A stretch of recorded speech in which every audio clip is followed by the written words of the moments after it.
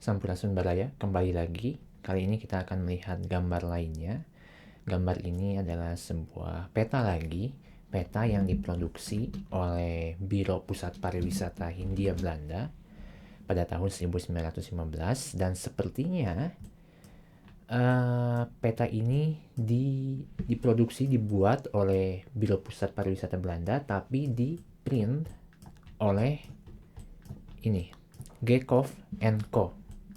Gekhof Co. Karena kalau kita lihat di internet, Gekhof Co itu adalah sebuah perusahaan penjual buku, publishing, dan juga printing gitu ya, yang berbasis di Batavia. Peta ini dibuat pada tahun 1915 dengan judul Wonderkaart van Garut en Omstreken. Kalau kita terjemahkan, ini artinya adalah ini Walking Map of Garut and Surroundings. Jadi kalau di Indonesia kan adalah peta jalan, peta perjalanan Garut dan sekitarnya. Kurang lebih seperti itu gitu ya. Kita akan menelusuri semua sudut dari peta ini. Kita mulai mungkin dari legenda. Sudah jelas bisa disimpulkan bahwa peta ini memang ditujukan bagi para pelancong, bagi para wisatawan, terutama non-Belanda dari Eropa begitu ya. Kenapa? Karena di dalam peta ini legendanya itu diterjemahkan ke dalam bahasa Inggris. Biasanya peta-peta yang diproduksi oleh pemerintah Belanda, Hindia Belanda begitu ya, jarang sekali disertai dengan terjemahan bahasa Inggris. Tapi khusus di peta ini karena judulnya juga peta turis gitu ya, peta wisata, disertai dengan terjemahan bahasa Inggris. Nah, kita mulai mungkin dari sini. Public buildings indicated by numbers. Nomor 1, nomor 2, sampai nomor 8 gitu ya. Kita mulai dari nomor 1, yaitu Office the Assistant Resident. Kantor asisten residen gitu ya. Kantor asisten residen dengan nomor 1 berwarna merah itu entah kenapa tidak tertulis, tidak ada. Saya tidak menemukan nomor 1 warna merah di peta ini. Padahal kalau kita telusuri, kantor asisten residen itu menurut artikel ini, Symbol Preservation and Identity of Garut City, itu bisa kita lihat sebentar. Nah, kantor asisten residen itu sekarang masih ada dan difungsikan sebagai kantor Bakorwil di alun-alun ya, lokasinya. Tapi entah kenapa di dalam peta ini angka nomor 1 itu tidak ada. Meskipun ini mungkin nomor 1, tapi saya kurang yakin ini nomor 1 apakah nomor 1 yang dimaksud sesuai dengan legenda atau bukan. Karena warna satunya ini seharusnya menurut saya itu warna merah. Karena kalau kita lihat sebagai contoh, nomor apa ya? Nomor 8, Sanatorium Ngamplang gitu ya. Sanatorium Ngamplang. Nah, Sanatorium Ngamplang itu memang disimbolkan, diwakilkan oleh angka nomor 8 berwarna merah. Tapi nomor 1 itu entah kenapa tidak ditulis dalam peta ini. Kemudian nomor 2. Nomor 2 itu adalah berarti Office of the Native Court of Justice. Jadi kalau kita terjemahkan pengadilan bagi pribumi gitu ya, native court, iya benar, pribumi, pengadilan pribumi. Itu diwakili oleh nomor 2. Lokasinya di sini, Baraya. Berarti di sekitar ya, Pengkolan. Nomor 2. Kemudian nomor 3. Nomor 3 itu di sini. Nomor 3 itu adalah Monument of KF Hall. KF Hall itu siapa? Singkatnya, KF Hall itu adalah seorang warga negara Belanda. Kita lihat ya, warga negara Belanda yang tinggal di Garut dan mengembangkan pertanian begitu ya. Singkatnya seperti itu. Dan dibuatkan ini. Nah, ini nih. Dibuatkan monumen di alun-alun. Coba kita lihat ya. KF Hall.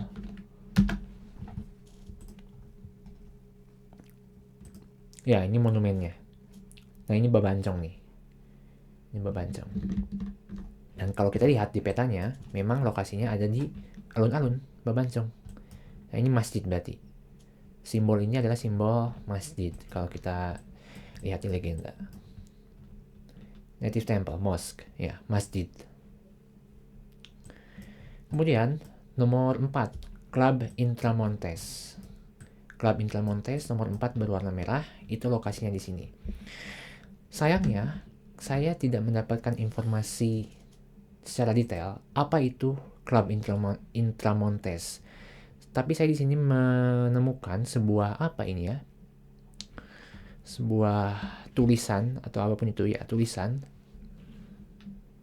publikasi ya, tulisan dituliskan sebuah kalimat di sini, strangers can be introduced in the societate. Societate ini mungkin merujuk pada pengkolan ya, or Club Intramontes by one of the members. Jadi mungkin memang Club Intramontes ini adalah sebuah klub bagi para Belanda untuk bersosialisasi ataupun bersenang-senang. Atau mungkin jika saya salah, teman-teman Baraya bisa koreksi ya, apa itu Club Intramontes dan apakah betul lokasinya di sini di nomor 4 ini? Tulis saja di kolom komentar. Lanjut, kita nomor 5. Nomor 5 adalah Hotel Papandayan. Hotel Papandayan ini memang sudah jelas lokasinya ada di nomor 5 ini, yaitu sekarang difungsikan sebagai kantor polisi militer. Tapi yang menarik di sini, nomor 5 itu ada 2. Nomor 5 itu ada di sini dan di sini. Bisa jadi, mungkin, atau mungkin juga salah. Apakah benar? Koreksi Baraya jika saya salah. Hotel Papandayan itu terdapat di 2 lokasi. Jadi ada 2 bangunan yang berbeda. Pertama yang di Jalan Bank, mungkin sekarang itu Jalan Bank ya, di depan BNI, dan di daerah Pengkolan. Daerah Pengkolan. Nomor 5 itu Hotel Papandayan. Kemudian kita lanjut. Nomor 6. Hotel Villa Dolce. Hotel Villa Dolce ya ada di sini. Jalan Pramuka mungkin ya? Bukan. Ya di sinilah pokoknya, saya lupa. Ya Pramuka kalau nggak salah. Pramuka. Kemudian nomor 7 Hotel Belvedere. Nah, Hotel Belvedere ini sedikit miss karena saya coba cari informasi di mana lokasi persisnya, itu tidak ada, nihil. Saya coba search di internet, tanyakan teman juga tidak ada. Tapi menurut artikel dari Info Garut, Hotel Belvedere ini adalah pesaing Grand Ngamplang. Jadi mungkin, nah ini nih keterangannya ini. Oke, view-nya langsung ke Gunung Cikuray. Jadi seharusnya ada di sekitar selatan Garut, di kaki Gunung Cikuray. Tapi saya telusuri, tidak ada angka nomor 7 berwarna merah di sini. Bahkan di utara pun tidak ada. Mungkin Baraya bisa cek atau mungkin ada informasi di mana lokasi dari Hotel Ngamplang. Hotel Belvedere. Ya, kita lanjut saja. Kemudian sanatorium. Nah, sanatorium ini ya ada di Ngamplang 1, nomor 8, dan di sini dekat kereta api.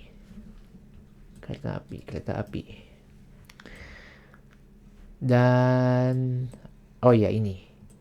Dulu ternyata di daerah Cimaragas itu adalah kuburan Belanda. Dan di daerah Papandayan juga itu Jalan Papandayan ya. Ada kuburan pribumi. Karena kalau dari legenda kita lihat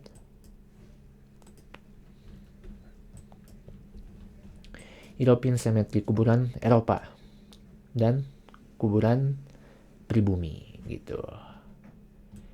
Nah ini nih, saya kurang paham dengan signboard ini, apa maksud dari lingkaran, tanda X, dan tanda titik. Karena di sini banyak sekali simbol-simbol tersebut.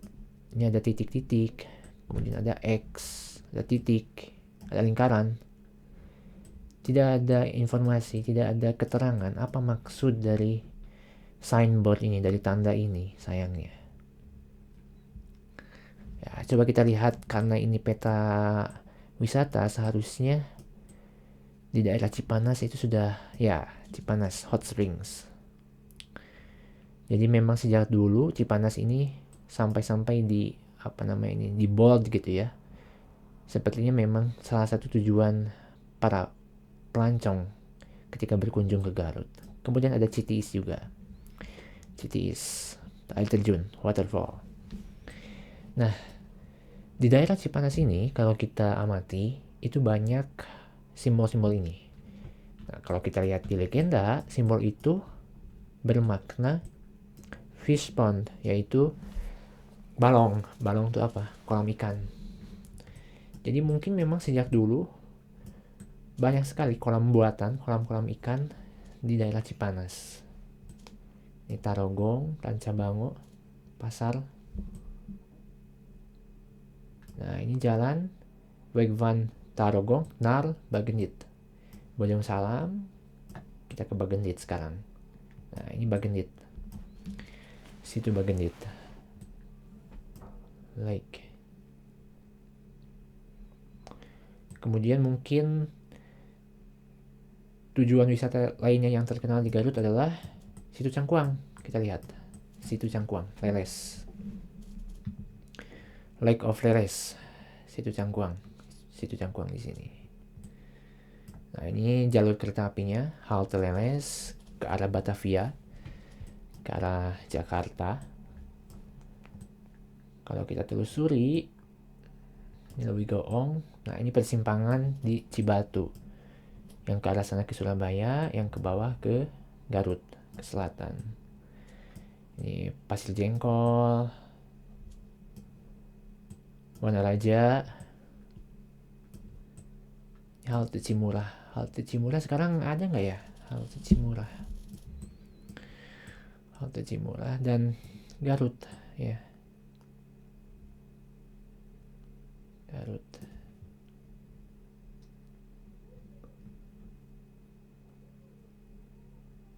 Ya, segitu aja Baraya. Terima kasih. Dan tolong koreksi jika ada informasi yang salah atau mungkin ada informasi tambahan yang berkaitan dengan peta ini. Terima kasih. Hatur nuhun.